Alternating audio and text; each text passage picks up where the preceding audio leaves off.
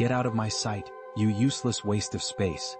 The words sliced through the air like a knife, each syllable dripping with venom. The man towering over her was not just any man.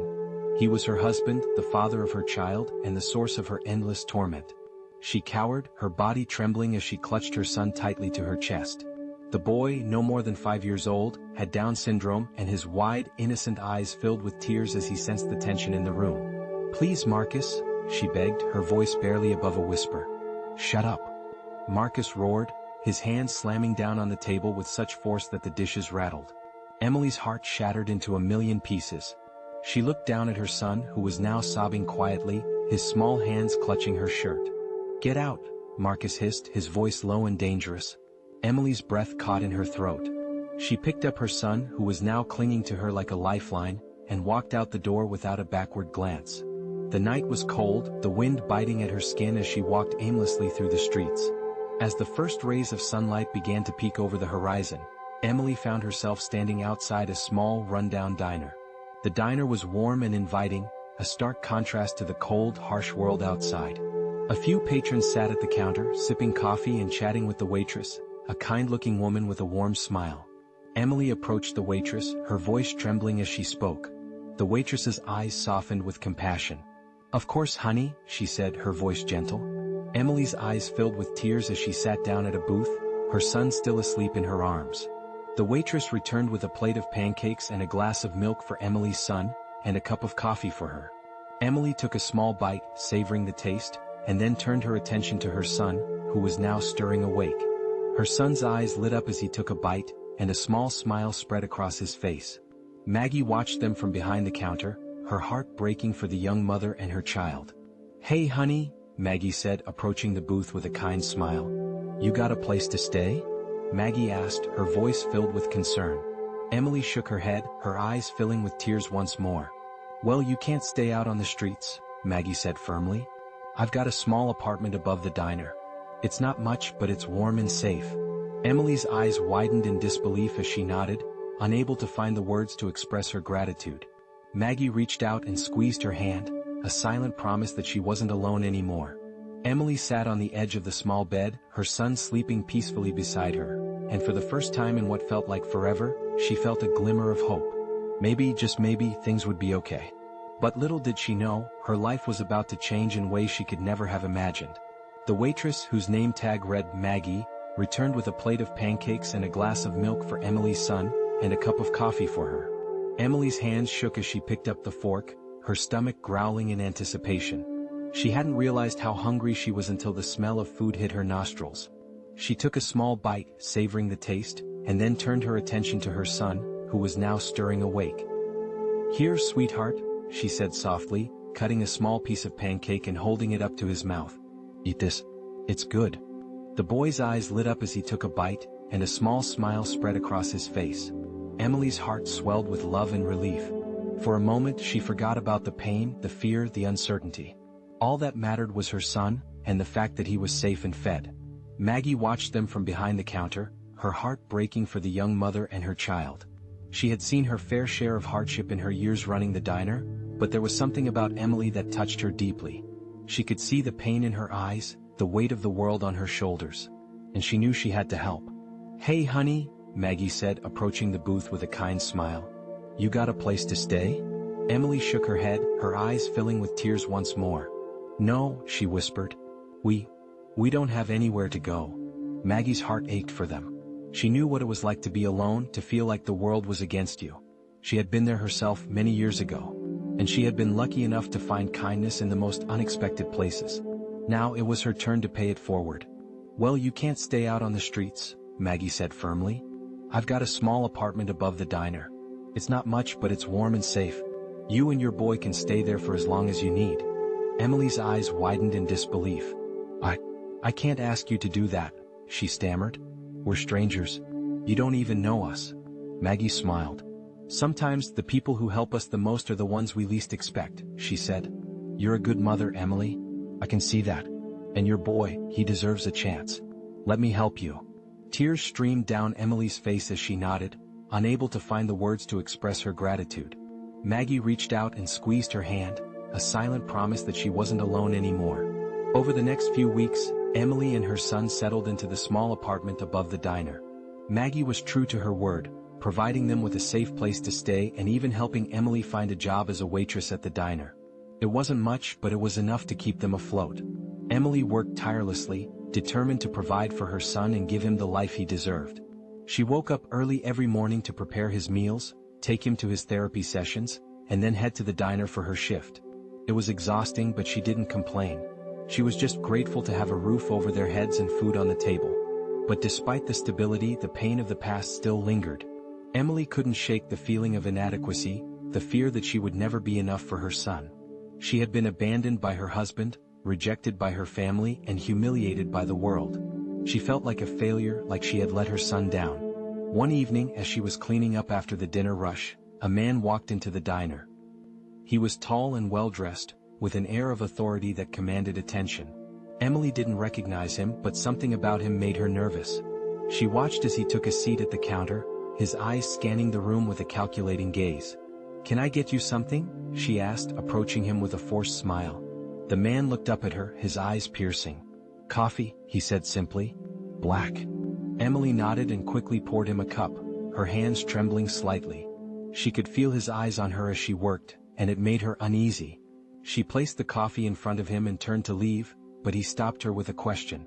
"You're new here, aren't you?" he asked, his voice smooth and calm. Emily hesitated, then nodded. "Yes, I just started a few weeks ago." The man studied her for a moment, then nodded. "You're good at this," he said. "You have a way with people. I can see it." Emily's cheeks flushed with embarrassment. "Thank you," she murmured, unsure of how to respond. The man took a sip of his coffee, then set the cup down. "I'm Richard," he said. "Richard Blackwood." Emily's eyes widened in recognition. Richard Blackwood was a billionaire, one of the richest men in the country. She had seen his face on the news and magazines, but she never expected to meet him in person, let alone in a small diner like this. I'm Emily," she stammered, her voice barely above a whisper. Richard nodded, a small smile playing on his lips. "Nice to meet you, Emily," he said. "You have a good heart. I can see it in your eyes." Emily didn't know what to say. She was overwhelmed by his presence, by the way he seemed to see right through her. She felt exposed, vulnerable, but also seen. For the first time in a long time, she felt like someone truly understood her. But little did she know, Richard Blackwood was about to change her life in ways she could never have imagined. Richard Blackwood became a regular at the diner after that first encounter. He would come in every evening, always ordering the same thing, black coffee, and always sitting at the same spot at the counter. Emily couldn't understand why a man of his stature would frequent a place like Maggie's, but she didn't question it. She was just grateful for the extra tips he left, which helped her make ends meet. But it wasn't just the money that kept Richard coming back. He was fascinated by Emily, by her strength, her resilience, her unwavering love for her son. He had seen the way she interacted with the other patrons, the way she always had a kind word or a warm smile for everyone who walked through the door. She was a rare gem in a world full of darkness, and he couldn't help but be drawn to her. One evening, as Emily was wiping down the counter, Richard spoke up. "Emily," he said, his voice soft but firm. "I've been watching you. You're a remarkable woman." Emily froze, her heart pounding in her chest. She didn't know how to respond. Was he complimenting her? Or was there something more to his words? I don't understand," she stammered, her voice trembling. Richard leaned forward, his eyes locking onto hers. "You've been through a lot, haven't you?" he asked. "More than most people could handle. But you're still here, still fighting. That takes courage." Emily's eyes filled with tears. She had never heard anyone speak to her like that, with such genuine admiration and respect. It was overwhelming and she didn't know how to process it. I just do what I have to do," she whispered, her voice breaking. "For my son." Richard nodded, a look of understanding in his eyes. "I know what it's like to fight for someone you love," he said. "I have a son too. He's different like yours. He has autism." Emily's eyes widened in surprise. She had never expected someone like Richard Blackwood to have a child with special needs. It was a side of him she never would have guessed. "I see the way you care for your son," Richard continued. "It's inspiring. You're a good mother, Emily.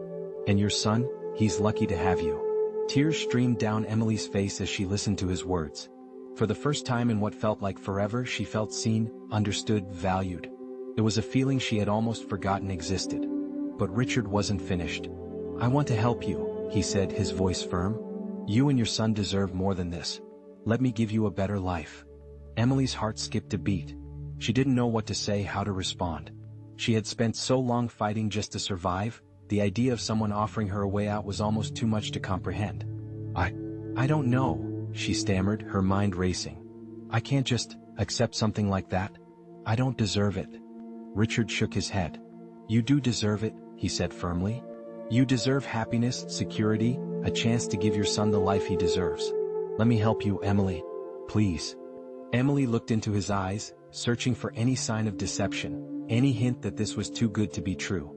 But all she saw was sincerity, compassion, and a deep understanding of her pain. Finally she nodded, her voice barely above a whisper. Okay.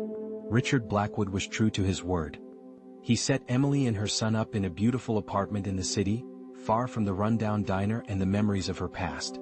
He enrolled her son in the best schools and therapy programs, giving him the support and resources he needed to thrive. And he offered Emily a job at his company, a position that allowed her to use her skills and talents in ways she never thought possible. At first, Emily was overwhelmed by the sudden change in her life. It was hard to believe that just a few weeks ago she had been struggling to make ends meet, and now she was living in a luxurious apartment with a promising career ahead of her. But as the days passed, she began to settle into her new life, finding joy in the little things, her son's laughter, the warmth of the sun on her face, the feeling of security that came with knowing she could provide for her family. But despite the happiness, the pain of the past still lingered. Emily couldn't shake the feeling that she didn't deserve this, that it was all too good to be true. She found herself waiting for the other shoe to drop, for everything to come crashing down around her. One evening, as she was tucking her son into bed, he looked up at her with his big, innocent eyes and asked, "Mommy, are we safe now?" Emily's heart broke at the question. She had tried so hard to shield him from the pain, but he had still felt it, still carried the weight of their past. She knelt down beside him, brushing a strand of hair from his forehead. "Yes, sweetheart," she said softly, her voice filled with love. "We're safe now. And we're going to be okay." Her son smiled, a look of pure trust and love in his eyes. "I love you, Mommy." Tears streamed down Emily's face as she leaned down to kiss his forehead. "I love you too, baby. More than anything in the world." As she left his room and closed the door behind her, Emily felt a sense of peace wash over her. For the first time in what felt like forever, she felt like she was exactly where she was supposed to be. She had fought so hard, endured so much, and now she had a chance to start over. But little did she know, the biggest twist of all was yet to come. Months passed and Emily's life continued to improve. She excelled at her new job, earning the respect and admiration of her colleagues. Her son was thriving, his progress in therapy exceeding everyone's expectations. And her relationship with Richard grew stronger, the bond between them deepening with each passing day. But despite the happiness, there was still a part of Emily that couldn't let go of the past. She often found herself thinking about Marcus, about the life they had once shared. She wondered if he ever thought about her, if he ever regretted what he had done. One evening, as she was preparing dinner, there was a knock at the door. Emily's heart skipped a beat as she opened it, her breath catching in her throat when she saw who was standing on the other side. It was Marcus. For a moment they just stared at each other, the weight of their shared history hanging heavy in the air. Emily's mind raced, trying to make sense of why he was here, what he wanted. She felt a surge of anger, of fear, but also a strange sense of longing. "Emily," Marcus said, his voice soft and filled with regret. I need to talk to you." Emily hesitated, then stepped aside to let him in. She didn't know what to expect, but she knew she needed to hear what he had to say. They sat down at the kitchen table, the silence between them deafening. Finally Marcus spoke. "I'm sorry," he said, his voice breaking. "I'm so sorry for everything I put you through. I was wrong, Emily. I was so wrong." Tears filled Emily's eyes as she listened to his words. She had waited so long to hear him say those words, but now that they were here, she didn't know how to feel. "I was angry," Marcus continued. "I was scared. I didn't know how to handle having a son with special needs. I took it out on you and I regret it every day." Emily's heart ached as she looked at him, seeing the pain and regret in his eyes. She had spent so long hating him, blaming him for everything that had gone wrong. But now, seeing him like this, she realized that he was just as broken as she was. "I don't expect you to forgive me," Marcus said, his voice barely above a whisper. "I don't deserve it. But I needed you to know that I'm sorry. And I I want to be a part of our son's life if you'll let me. Emily's mind raced as she processed his words. She had spent so long trying to protect her son from Marcus, but now she wasn't sure what to do. She looked at him, searching for any sign of sincerity, any hint that he had truly changed. Finally she nodded. I don't know if I can forgive you, she said softly, but I do know that our son deserves to have his father in his life. If you're serious about this, if you're willing to put in the work, then we can try. Marcus's eyes filled with tears as he nodded, a look of gratitude and relief on his face. Thank you, Emily, he said. Thank you for giving me a chance. As they sat there, the weight of their shared history slowly began to lift. It wasn't easy and it wouldn't be overnight, but for the first time in a long time, Emily felt a sense of hope. She had been through so much, endured so much pain, but now she had a chance to heal, to rebuild, to create a better future for herself and her son. And as she looked at Marcus, she realized that sometimes the hardest part of the journey is learning to forgive, not just others but yourself. Years later, Emily stood on the balcony of her new home, watching as her son played in the garden below. He was older now, stronger, more confident. He had overcome so much, and she couldn't be prouder of the young man he was becoming. Marcus had kept his word, becoming an active and loving presence in their son's life. It hadn't been easy, and there were still moments of tension and doubt, but they had worked through it together as a family. And Richard had become more than just a benefactor. He had become a friend, a confidant, a source of strength and support. He had shown Emily that there was still kindness in the world, that there were still people who cared. As she looked out at the horizon, Emily felt a sense of peace wash over her. She had been through so much, endured so much pain, but she had come out stronger on the other side. She had learned that life was not about the hardships, but about how you overcame them. And she had done just that. She had found her strength, her voice, her happiness. And she knew that no matter what challenges lay ahead, she would face them with courage and grace. Because she was a survivor. And she was unstoppable.